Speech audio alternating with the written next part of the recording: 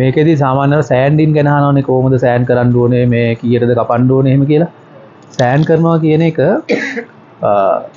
කාරණා දෙකකට අපි සෑන් කරනවා. එකක් තමයි අපිට ඕන ස්මූත් ෆිනිෂ් එක ගන්න. අර PU එක වගේ ගන්න අපි 1000ට 2000ට කපන්න ඕනේ කියලා මම කිව්වා. ඒ ස්මූත් ෆිනිෂ් එකට.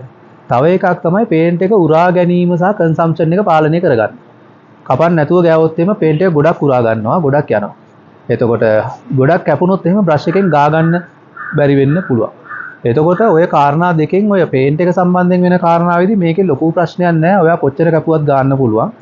මේ උරා ගැනීම නම් කපන එක අඩු වුණොත් මේක උරා ගැනීම වැඩි. ඒක තියෙනවා. සාමාන්‍යයෙන් අපි කියන්නේ මේ කියන්නේ හොඳ ෆිනිෂ් එකක් ගන්න දැන් ඔය අපි දකින්න හොඳම ෆිනිෂ් එකක් ගන්න නම් දොර ජනෙල් වගේ එකකට වගේ ගන්න නම් සාමාන්‍යයෙන් මේක කපන්න කියලා අපි කියන්නේ ඉස්සල්ලාම කපන 320ට.